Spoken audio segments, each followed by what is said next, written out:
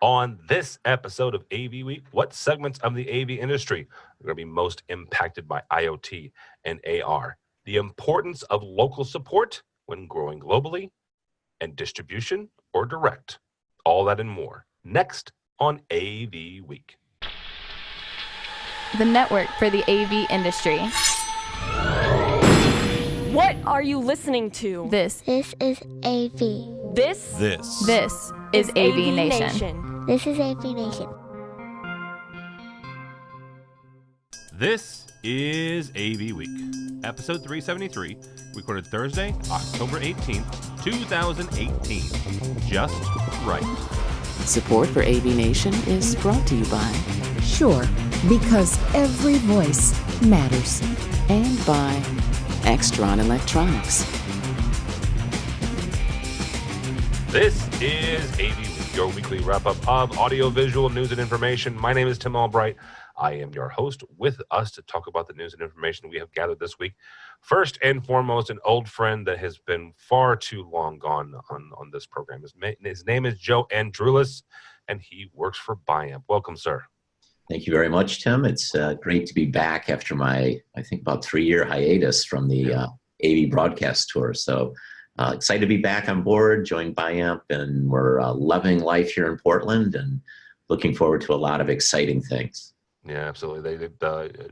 Joe was part of the group that purchased Byam last December, actually. That's correct.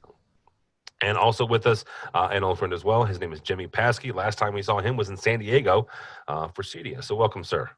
Yeah, I wish I had that weather going on today here in North Carolina. It's starting to feel like a winter just a little bit. But yeah, thanks for having me on the show.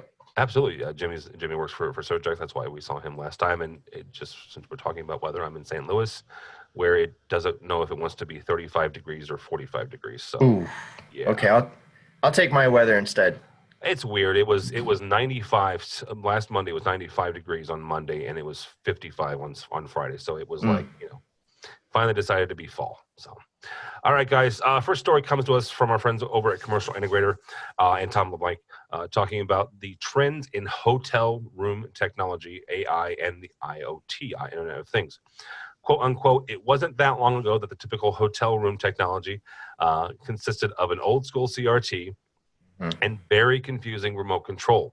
You'd leave your home and office where flat panel TVs were omnipresent and seemingly go back in time as you enter the hotel room. Tom goes on to write about how these hotel chains are utilizing AI, they're utilizing voice control, they're utilizing the IoT technology. And Joe, I'm going to start with you on this.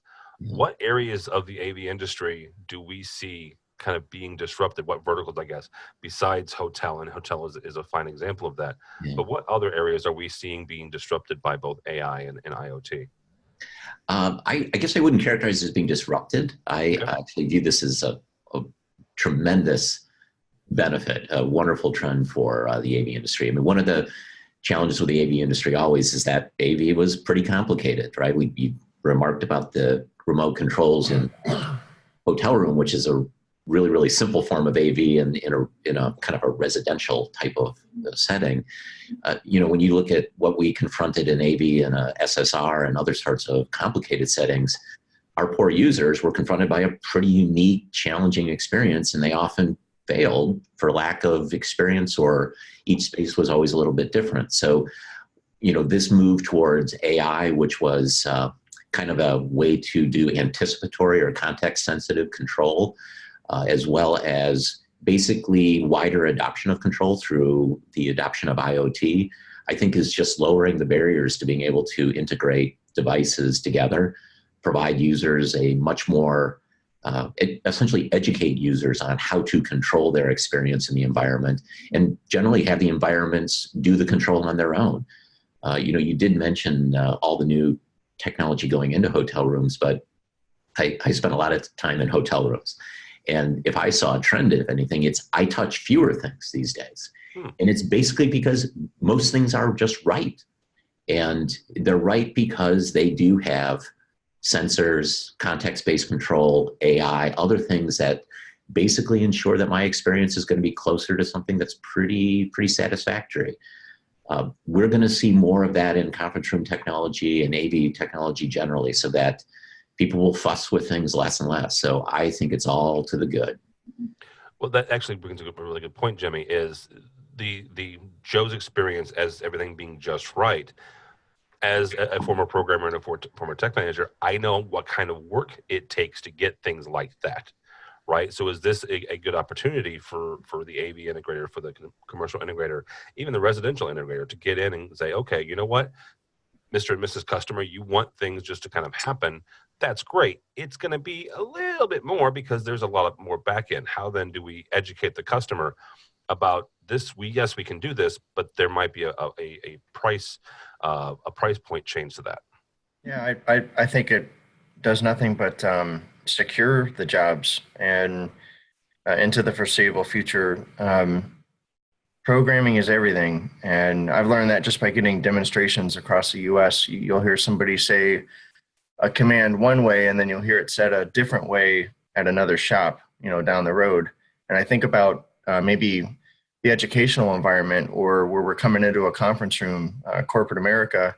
One person will say a command one way, and another will say it quite differently. And I think programming has to be flexible enough to allow for that kind of versatility to drive the result that we're all looking for ultimately. Bringing the lights up, turning the projector on, getting the conference room ready for a meeting or for education or for whatever it might be that we're using it for. Yeah, absolutely. All right, guys, our next story comes to us from our friends over at Innovate on the Net. Byam, Joe's company, is adding to their European team from the article. Building on a recent addition to its European sales team, Byam has appointed Sandra Kellerman to support its sales channel throughout Eastern Europe and the Nordic countries. Joe, this is a recent hire for you guys, recent hire for you. And I want to start with you on this, because you guys have been doing some expansion as well. Serge has also been doing some expanding. But one thing that has kind of been a thread, at least for us in our coverage throughout the last 12 months, honestly, has been the globalization of AV, whether it's integrators who are expanding overseas or manufacturers who are putting out more support staff. How important is it for a manufacturer who is seeing not only their U.S. clients expanding beyond the U.S. borders, but also seeing integrators who they're connecting with, newly or reconnecting with across the globe? How important is it to have that local support when you're expanding globally? It's essential. Essentially, it's unavoidably essential. You mentioned two phenomena that are related to one another, but really distinctly different. One is, globalization generally, right? We're all trying to sell our solutions around the world. But even more importantly, it's the globalization of some of our most important clients. And so even if you would like to say, well, I'm a North American distributor or a European distributor, the fact that some of your biggest clients are not isolated to one domain means somehow, some way, we need to find a way to go and support them in these other geographies. It's also very, very critical, especially with these large global companies, that they have a very uniform experience across all their different departments. They've got people that move across borders and go to these various offices. They want their people to be effective in all those different locations. So standardization of the deployments, standardization of the experiences within those room spaces is something they're mandating. And the only way to ensure that is to make sure that some of the entities that persist across all these different geographies, like the manufacturers, are committed to the success of the integrators, because not all integrators have that same sort of global footprint. So we need to step in and support the local integrators so that the objectives of the global customers are all met. That only enhances our ability to support their work that is truly local within these geographies as well. So any work we do in support of the globals tends to carry over and benefit us in the local markets as well. So it is essential. Certainly Byam as a brand in particular is kind of known for ensuring customer success, right? I mean, that's above and beyond just great products. We want to ensure the great products deliver the experiences that we promise that they will. And that requires handholding and stepping in and ensuring that shortfalls or confusion or other sorts of glitches that happen in the real world are patched up by us. And we're going to continue to go and do that. Yeah, absolutely. Jimmy, I want to talk about a slight difference on this. Byam makes devices that obviously require power. Surgex is that's what they do, is they handle power. Not to be too simplistic about this, but I've learned the hard way more than once that there is different power in different parts of the world. So how do you then make sure that you do maintain a uniform experience, like the phrase that Joe used, while also making sure that your systems and your products work regardless of where they are?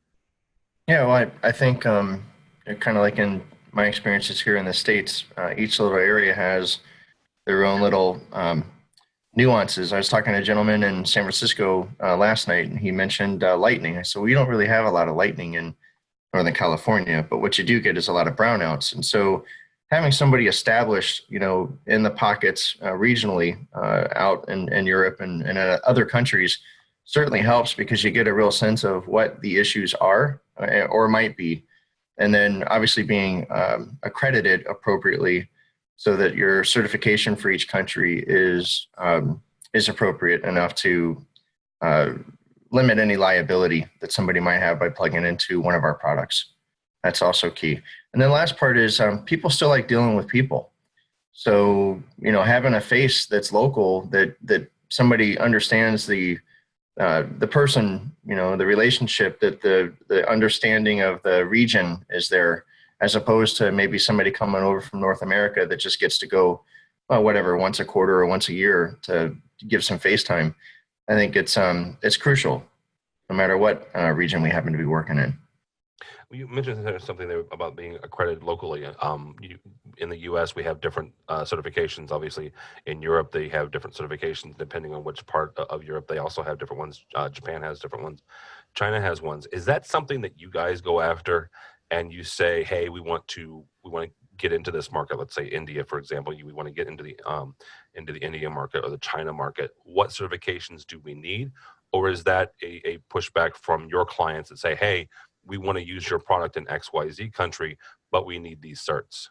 Yeah, well, it goes both ways. With the acquisition in 2016 of Surgex folding into Amatec, who's very much a global company, it's one of the first questions we are going to ask ourselves is, yes, we would like to participate in Brazil or Australia or wherever, but, A, can we? Right out of the gate, do we have the certifications to be able to do it? B, in many cases, do we have the resources? Is there already an established office space? Is there an established distribution network that we can tie into? And actually, it just helped us with relationships in Australia here very recently, this past month. But certainly it's coming from us. Also, it will come from the customer. If it doesn't come out of our mouths first, that'll be the first thing they ask. We'd love to use your product. It seems like great product. Will we be in trouble if something happens because of some certification that may not be there? All right, very good. Next story here comes to us from our friends over at Sound and Communications. Almo Pro AV has been named the exclusive U.S. distributor of IMAG systems. If you're not familiar with IMAG systems, they're an AV over IP delivery products. They use the SDVOE Alliance protocol for that. Couple questions here. Jimmy, we'll start with you on this. First and foremost, what are some of the benefits and drawbacks of a manufacturer going exclusively with one distributor, maybe in a particular country, in a particular region? We just went through this on the pro side here in the States.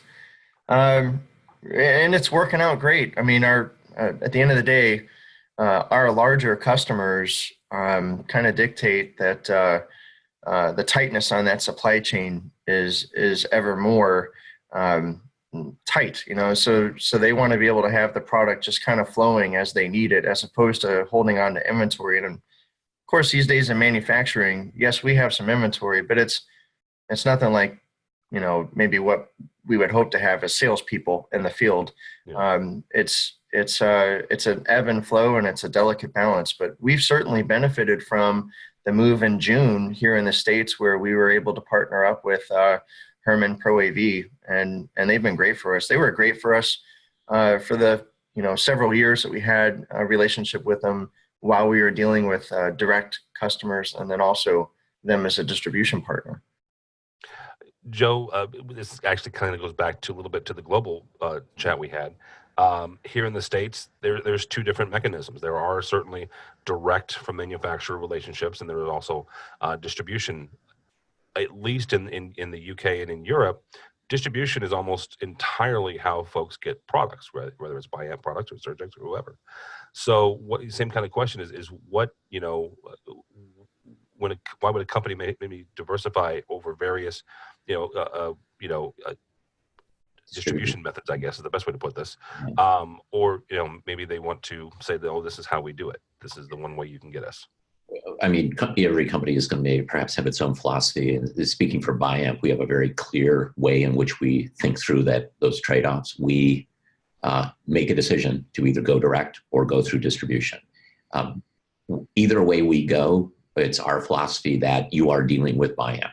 And because of that, that's why our philosophy then carries forward and says, well, if we choose to go with the distributor, it's an exclusive distributor because we go all in with the distributor we think best represents the Byam values and is able to go and represent Byam most effectively. And we don't want the distributor to think that we are split our commitment or that we are somehow uncertain about their ability to deliver. We go all in with their distributor so that anybody doing business with that distributor can feel that they are doing business with Byam.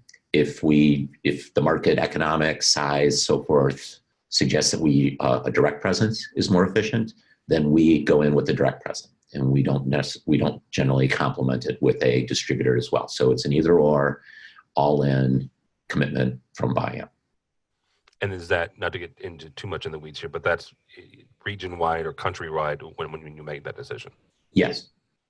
And generally the trade-off comes that if we have a large enough book of business where we can justify a local office, then we'll generally or quite often favor local office.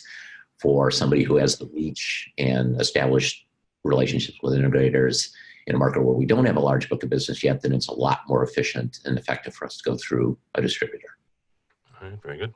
Last story here comes to us from AV Magazine. Uber is deploying 850 rooms, 850 rooms, with Zoom and Panicast, two cameras. If you're not familiar with Panicast, everybody's familiar with Zoom. It's what we're using here to record. Panicast has this a camera that lets you span a very wide percentage of the room. This is a quote from the head of collaboration and AV services at Uber. You have 5 chairs per huddle room. If 2 are not in the camera, meaning you can't see them in the field of view, then those 2 chairs are not usable and you've lost 2 seats at the table. Literally. I want to hone in on something. First of all, I want to hone in on the fact that Uber, a very large tech firm, has a head of collaboration and AV services. I think that's pretty cool, right? The fact that a large tech firm has somebody in that position that says this is important to us. Make sure that we have somebody in that position that knows what they're talking about and can speak AV and IT and bring the two together. But Jimmy, a wider question for the commercial integrators that are listening to this. This is 850 rooms, right? 850 systems, 850 huddle spaces. It's a large deployment, and that didn't happen overnight. My question, though, is for you and Joe, how do integrators get into the room? How do they get into that meeting that happens that says, yes, we're going to do 850 rooms, and you, ABC integrator, are going to get this job? I think many times we get into projects like this through our consultant network. And I would hope that even if Uber has its IT and AV guru, that guru hopefully reached out to a consultant to say what would be the best way to approach such a large-scale project. If they had experience in that, maybe they'd have some knowledge as to how to deploy and execute, but probably not, given their background. I'd say reach out to a consultant, see the best way to get accomplished fitting all the chairs into the meeting. And then hopefully that consultant then is giving the end user, the best experience they can for whatever price point they're trying to accomplish, and ultimately the result that they want to get through. It looks like a couple TVs, a camera, and a mission control tablet there, right? So consulting is probably our niche and the go-to strategy, working through that network of consultants across the U.S. and trying to get into larger scale projects like this. Joe, same kind of question as we wrap up here. How do you get into the room where big projects like this are kind of set out and awarded?